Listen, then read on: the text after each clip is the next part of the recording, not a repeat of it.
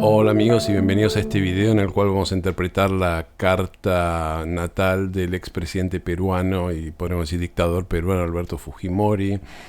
Este video me fue sugerido por varias personas que me escribieron, me dejaron en los comentarios que sería interesante, que estaban interesadas en ver un poco mi lectura de la carta de Fujimori. Yo dudé un poco en hacerlo porque no conozco tanto al personaje, pero bueno, me estuve en los últimos días leyendo bastante acerca de Perú en los años 90 y Fujimori y su gobierno y Vladimir Montesinos y todas esas cosas. Y bueno, aquí está el video. Hay que aclarar que Fujimori falleció hace poquito, el 11 de septiembre creo que fue de este año. Así que bueno, es relevante como noticia, ¿no? Y bueno, vamos primero a hablar un poco de la biografía de Alberto Fujimori. Alberto Fujimori nace el 28 de julio de 1938 en el seno de una familia de clase media. Sus padres obviamente eran japoneses, nativos de Kumamoto en Japón, que habían emigrado a Perú en 1934. Él nace en la ciudad de Lima, estudia un poco en Lima, se recibe en 1957 en agronomía en la Universidad Nacional Agraria La Molina. Empieza a cursar sus estudios en el 57, se gradúa de ingeniero agrónomo en 1961 como el mejor de su promoción.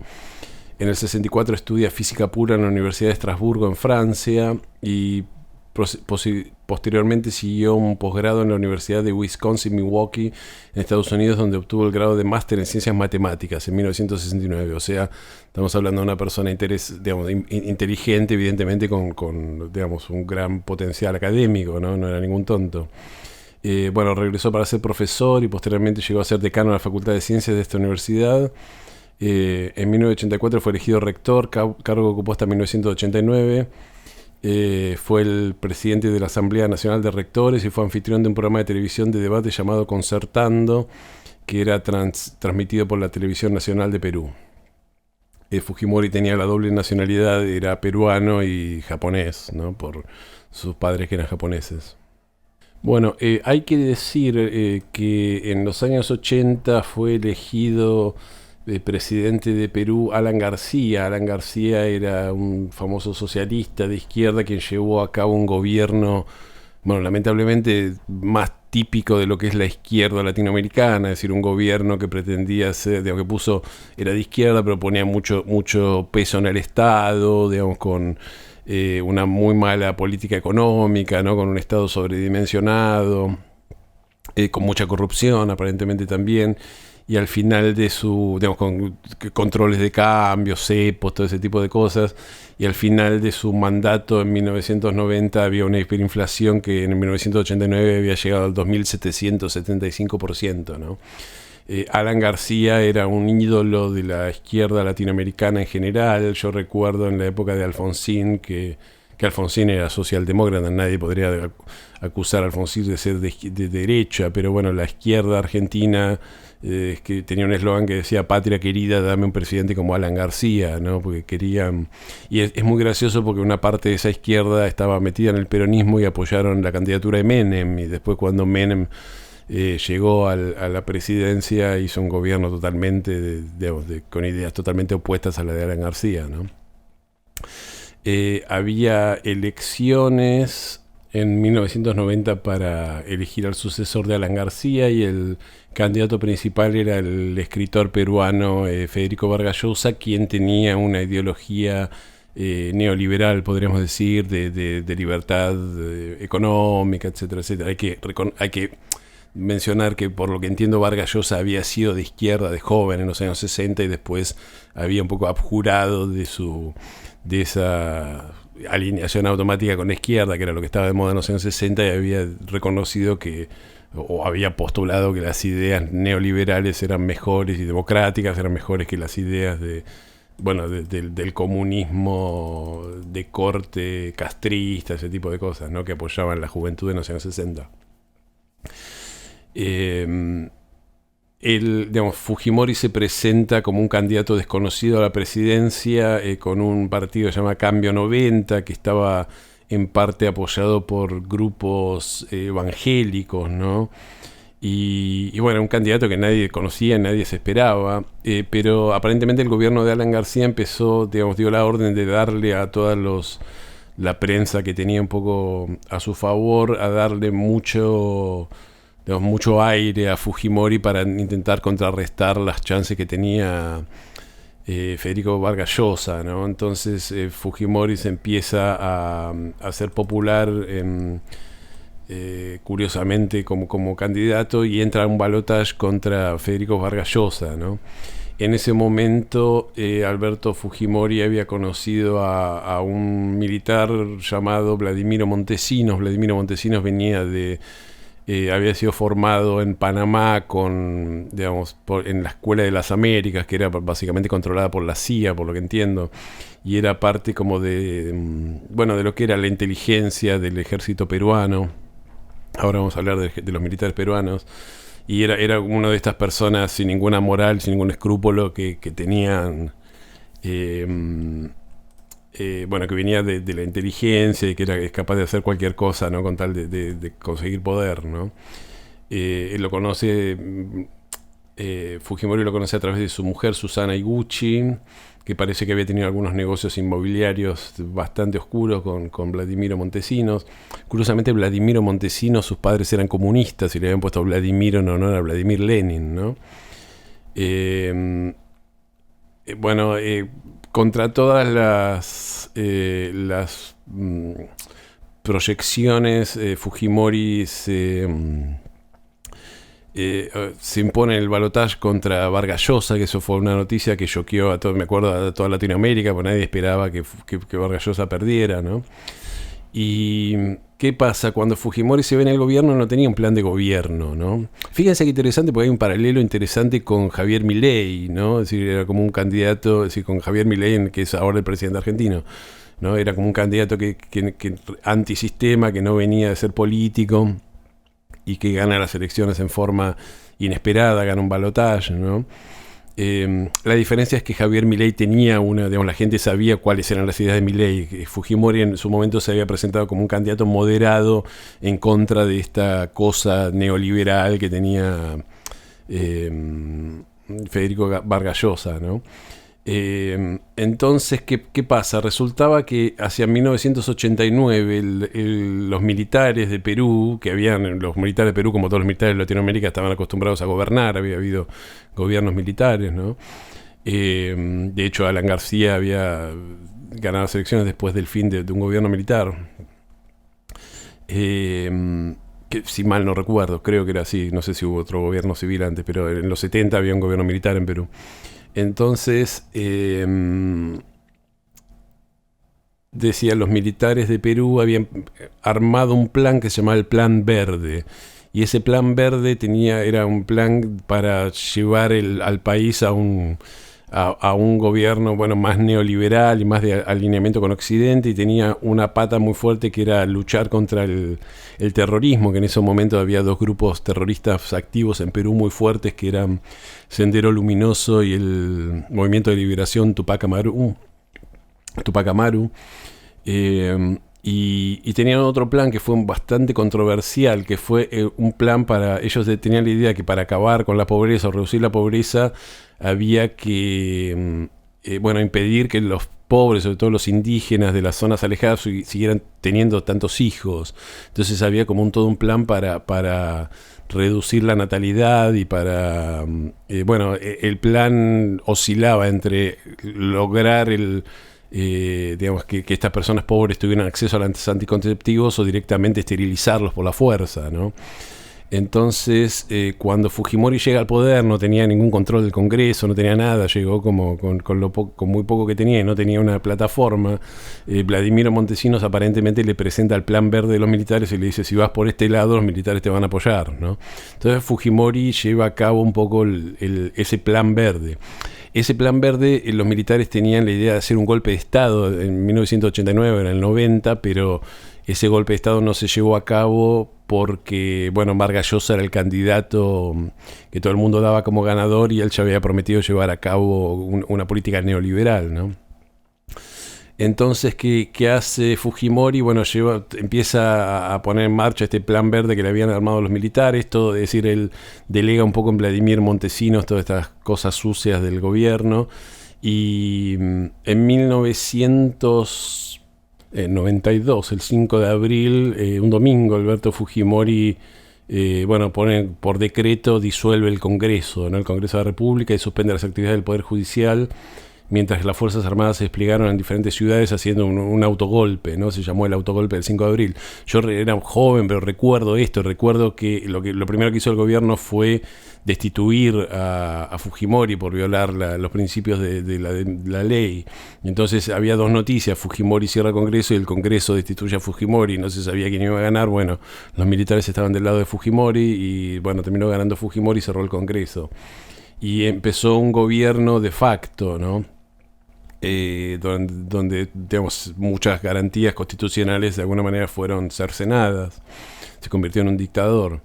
Ahora, hay que recordar que el país venía de 2000 y pico % de inflación y era todo un desastre.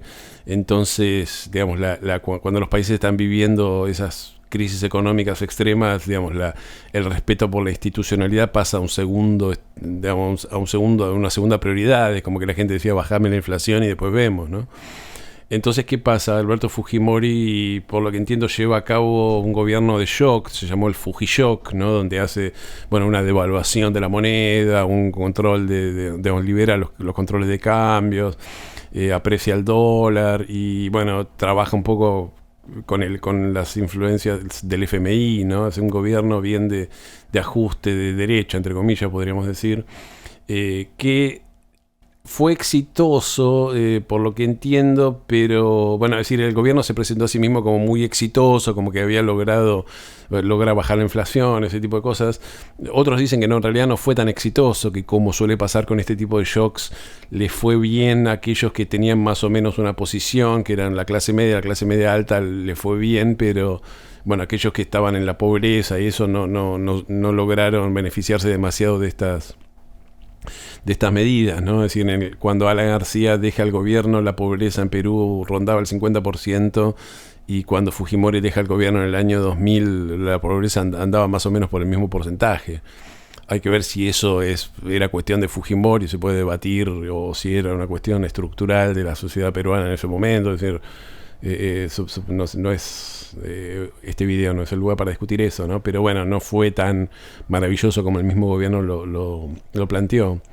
Fujimori y las Fuerzas Armadas inician una lucha sin cuartel contra el terrorismo y logran de alguna manera desarticular a Sendero Luminoso y al Movimiento de Liberación Tupac Amaru. El Movimiento de Liberación Tupac Amaru lleva a cabo un golpe muy recordado, que es que había tomado la embajada de Japón durante una fiesta en 1996, me parece que fue, si no mal no recuerdo.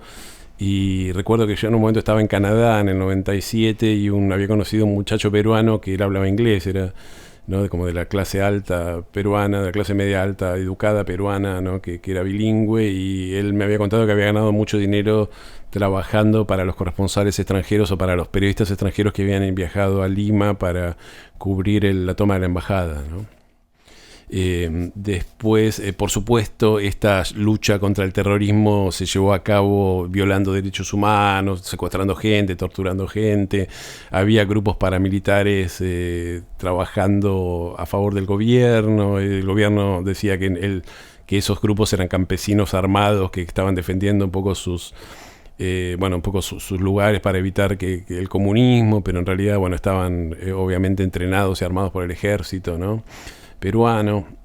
Y después se llevó a cabo el otro tema muy controversial de este plan verde, que fue la esterilización prácticamente forzosa de mujeres indígenas o de ascendencia indígena o muy pobres que vivían en zonas un poco más alejadas en los Andes y en el Amazonas, ¿no?, para que no pudieran tener hijos. Y se dice que 300.000 mujeres fueron forzadas a esterilizarse, lo cual es casi un genocidio, ¿no?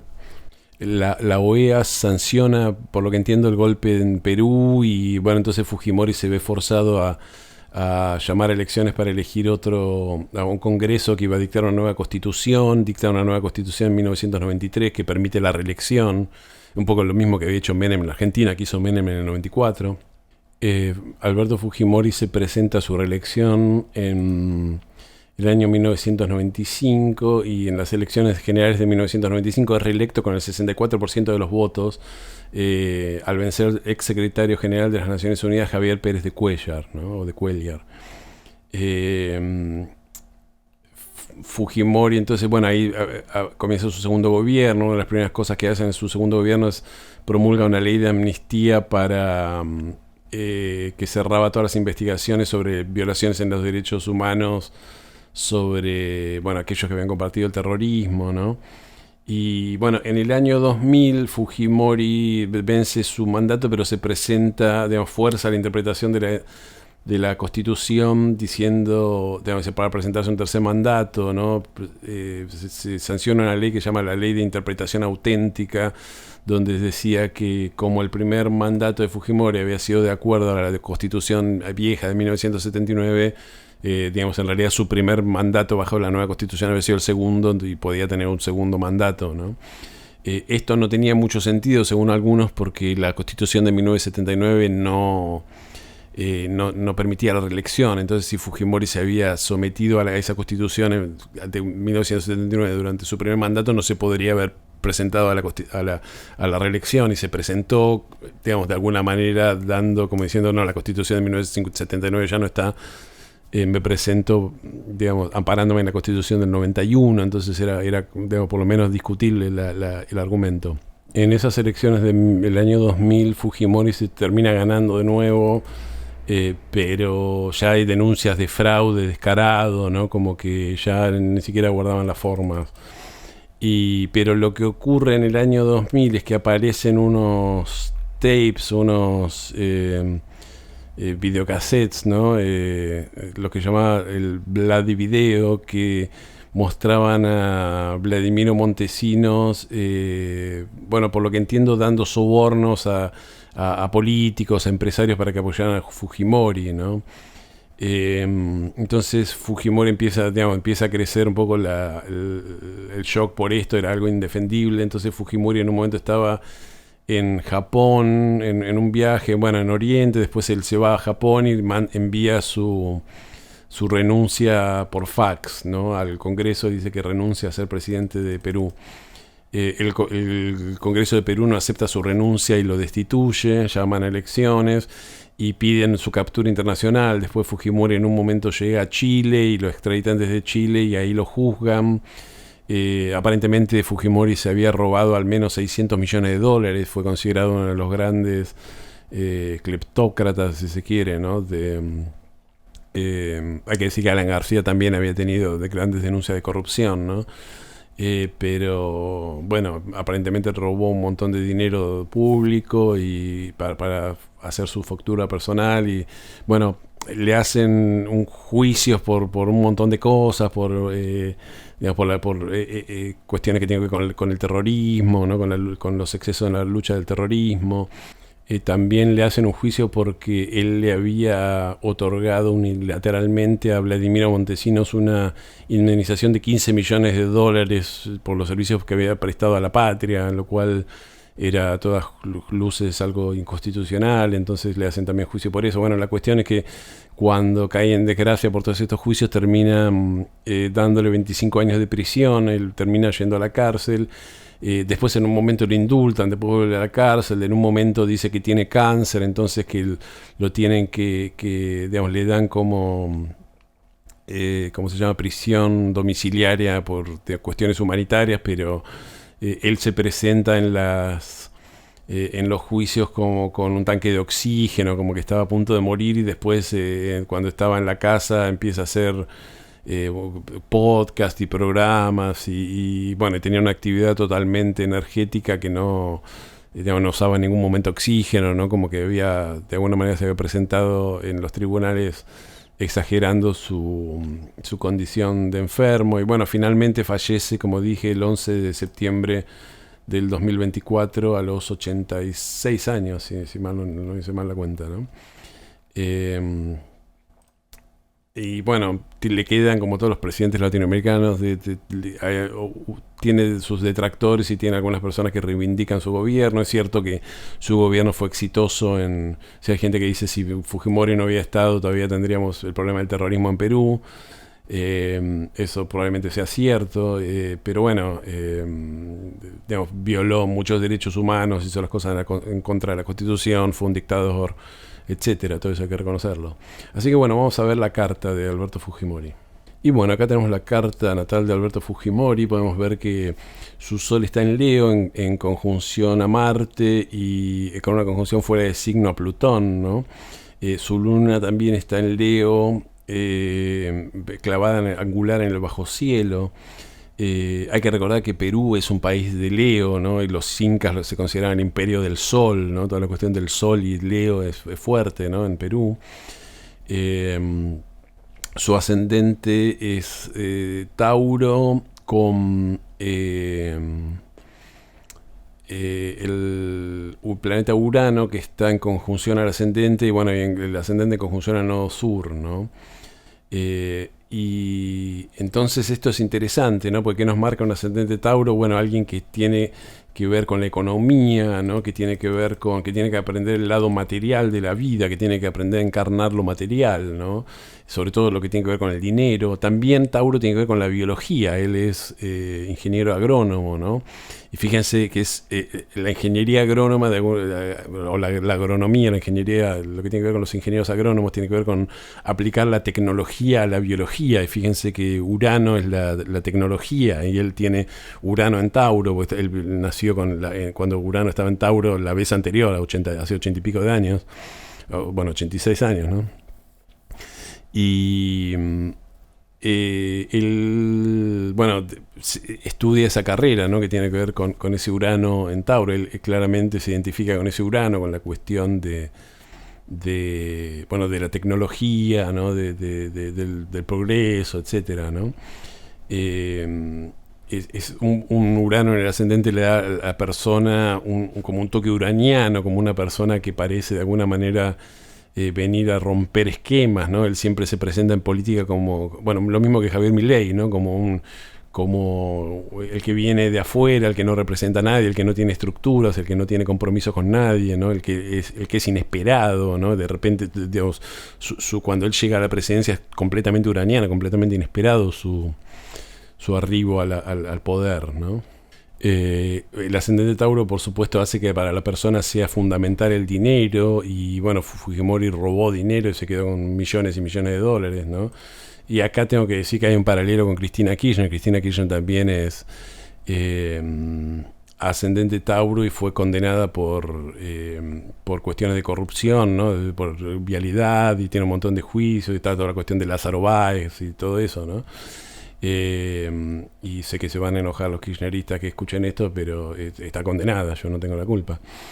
Más allá de que esté condenada o no, si el dinero fue robado o no robado, para Cristina Kirchner el dinero es evidente que es muy importante. Ella se viste con las mejores ropas, digamos, con las mejores marcas, con la marca más lujosa, con relojes Rolex, con bolsos Louis Vuitton, toda esa cosa de hacer el papel de mujer muy rica, ¿no? Sea dinero espurio o no. Alberto Fujimori evidentemente tenía el dinero le daba una gran importancia, ¿no? Bueno, me preguntaron dónde estaba la cuestión del dictador en Alberto Fujimori. Yo lo veo en ese sol que está en conjunción a Marte, y bueno, está en conjunción fuera de signo, pero podríamos decir que está en conjunción a Plutón, ¿no? Cuando una persona tiene Sol, conjunción Marte y Plutón, es como que cada vez que se activa el Sol, se activa Plutón, se activa la necesidad de poder. Es decir, es como una persona que siente que su supervivencia depende de tener poder y de tener todo el poder, ¿no? Y de luchar y de, digamos, lograr. Decir, Marte tiene que ver con imponerse ante los demás, imponerse ante sus adversarios, poder llevar a cabo lo que quiere, ¿no? Entonces no es una personalidad en absoluto democrática, por más que tenga ese Urano ahí. Urano es el planeta que tiene que ver con el Congreso, el Congreso me refiero a los parlamentos, ¿no? Es decir, con las cuestiones parlamentarias en la astrología mundana, pero si bien él tiene ese Urano como ascendente tiene el Sol conjunción a Plutón, y su manera de expresar lo solar, que es digamos, el presidente es el Sol, ¿no? Es decir, cuando está en una posición de autoridad, él recurre a Plutón, ¿no? No solo recurre a Plutón en cuanto a querer el poder y hacer el golpe, el autogolpe para cerrar el Congreso y tener el poder él, sino también Plutón tiene que ver con todo lo que es esta cosa oscura de los servicios de inteligencia. Yo ya hice un video acerca de Javier Milei diciendo que es posible que recurra a ese tipo de cosas, ¿no? Pues tiene Plutón en el descendente en la revolución solar, entonces que es posible que tenga un socio que se ocupe de los servicios de inteligencia, probablemente sea Santiago Caputo, ¿no? Un poco el asesor estrella que tiene Milei en este gobierno. Bueno, Fujimori tenía a Vladimiro Montesinos, que hacía el papel plutoniano, que hacía todas las cuestiones de inteligencia, los sobornos, todas esas cosas, ¿no? Si miramos la casa 10, está, bueno, el medio cielo está en Acuario, como suele ocurrir con el ascendente Tauro. Con un medio cielo en Acuario, la persona se presenta como alguien que es fuera de lo normal, alguien que es fuera de la norma. Él se presentó así en las elecciones. Tiene Júpiter en el medio cielo, en los 0 grados de Piscis, en su propio domicilio, un Júpiter muy fuerte, y ese Júpiter está en oposición a Mercurio, que está en la casa 4. Un Mercurio en la casa 4 nos da... un Mercurio, sí, en la casa 4 tocando en Virgo, tocando a Júpiter, nos da una persona que es muy inteligente, que tiene un muy buen Mercurio, ¿no? Él tenía muchas credenciales académicas, ¿no? Y como que también nos muestra un poco que su éxito en el mundo laboral, es decir, ese Júpiter en casa 10 o en el mundo, digamos, en la vida pública, viene un poco de la inteligencia que le inculcaron un poco en su casa, en su hogar, ¿no? Después tiene Venus en Virgo, que no es el mejor Venus, en conjunción a Neptuno. Yo supongo que su vida, y todo esto está en un trígono a Urano, entonces yo supongo que toda su vida, si bien está casado y tuvo hijos, su vida romántica, eso debe ser algo que a él no le debe haber interesado para nada, ¿no? Debe haber sido una persona con más fantasías, ¿no? Que concreciones. Y esto se da mucho en los hombres de poder. Es decir, que Hoyo siempre decía, aquellos que están obsesionados por el poder son gente que no le interesa amar, que no tiene, digamos, relaciones con los demás, no puede tener relaciones sanas con los demás, entonces quiere el poder, ¿no? El poder, el dinero, todo ese tipo de cosas. Él dice, cuando vean Hoyo decía, cuando vean un avaro, van a ver a alguien que no puede cumplir sus, digamos, como que abandonó un poco la cuestión del sexo, entonces todo lo que son las fantasías sexuales se convierten en avaricia, y la persona como no puede disfrutar del sexo, quiere disfrutar del dinero, ¿no? Bueno, algo parecido ocurre con el poder, ¿no? Siempre que tenemos personas que están como obsesionadas por el poder, que toman el poder como Putin, y eso podemos ver que tienen mal aspectado todo lo que tiene que ver con los romances y ese tipo de cosas. Javier Milei quizás hasta sería uno, ¿no? Que tiene un Venus en pésimo estado. Es de recalcar, yo dije que él tiene ese Urano en Tauro. Urano en Tauro también puede tener que ver con la cuestión de este plan verde que había para operar a estas mujeres para que no tengan hijos, ¿no? Para hacer infértil a montones de mujeres. Y Tauro tiene que ver con la biología, ¿no? Todo lo que tiene que ver con el cuerpo humano, la biología tiene que ver con Tauro. Y bueno, con Urano ahí hay como una cuestión digamos, en lugar de seguir, digamos, Urano siempre tiene que ver con la intervención más tecnológica, ¿no? Es decir, en lugar de dejar que la biología siga su curso, se mete Urano y dice, no, acá vamos a cambiar las reglas de lo natural, ¿no? Entonces esterilizan un montón de mujeres, ¿no? Todo eso tiene que ver con el Urano en Tauro. Además, su luna tiene un trígono, tiene un contacto, si bien es un trígono, tiene un contacto con Saturno, ¿no? Que tiene que ver con la luna, la mujer que tiene hijos es la luna, ¿no? Entonces, está en contacto con Saturno también marca que esta no era una idea que inconscientemente a él, era una idea que él inconscientemente podía llegar a apoyar, ¿no? El Sol está en casa 3, el Sol en casa 3 nos habla de una persona que es buena comunicando. Lo que pasa es que es raro porque el Sol no tiene, es decir, el Sol solo tiene aspectos con Plutón y Marte, no tiene aspectos con otra energía, ¿no? Entonces como que cuando un planeta está como medio aislado, en este caso 3 planetas que están en conjunción, están medio aislados, es como que no se integran al resto de la carta, ¿no? Entonces como que él tuvo una vida, digamos, podríamos decir como más uraniana, más que donde cuando era joven manifestó un poco el resto de la carta, ¿no? Es decir, todo lo que tiene que ver con, bueno, la luna, él se casa, tiene hijos, digamos, hace una carrera académica muy buena, termina siendo rector de una universidad, termina, bueno, digamos, expresando un poco todos los planetas menos el Sol, Marte y Plutón. Cuando él llega al gobierno es como que de repente, bueno, tiene que expresar el Sol, y cuando expresa el Sol expresa el Sol, Marte y Plutón, y se convierte en un dictador, en un monstruo, que no había nada en su carta o en su vida anterior que hiciera, que diera la pauta de que él se podía comportar así, ¿no? Porque él parecía, digamos, él venía con buenas credenciales cuando llega a la presidencia, no parecía ser un delincuente o una persona de... Bueno, algunos dicen que él tenía problemas con impuestos y que evadía impuestos y que qué sé yo, pero no más que eso, ¿no? Sino parecía ser un psicópata del poder, como parece que terminó siendo. Por último vamos a ver el eje de los nodos, y el eje de los nodos está muy fuerte en la línea del ascendente-descendente, con el nodo norte en el descendente. Esto nos marca que de alguna manera el destino evolutivo de la persona tiene que ver con la pareja o con los socios, ¿no? Entonces él termina teniendo esta sociedad muy controversial con Vladimiro Montesinos, ¿no? Que un poco era la figura. Algunos decían que el hombre fuerte del gobierno de Fujimori era Montesinos, y que Fujimori era una figura más decorativa, ¿no? Pero bueno, sea cual fueran los roles, es como que esta dualidad, o que esta pareja que ellos formaban, digamos, era como medio una simbiosis, ¿no? Era una cosa que, bueno, ninguno de los dos podía funcionar sin el otro, ¿no? Que esto es muy de nodo norte en casa 7, ¿no? Así que bueno, amigos, espero que les haya gustado. Seguramente, obviamente, yo no soy peruano, y seguramente aquellos que son peruanos podrán agregar un montón de detalles y cosas que yo no vi en la carta, porque no conozco tanto al personaje en cuestión, ni estoy tan familiarizado con la política peruana de todos los días. Pero bueno, les voy a agradecer por haberme acompañado hasta acá, y bueno, les voy a pedir que si les gustó me den un me gusta, y que si les interesa mi contenido se suscriban a mi canal. Y bueno, nos vemos en el próximo video. Muchísimas gracias.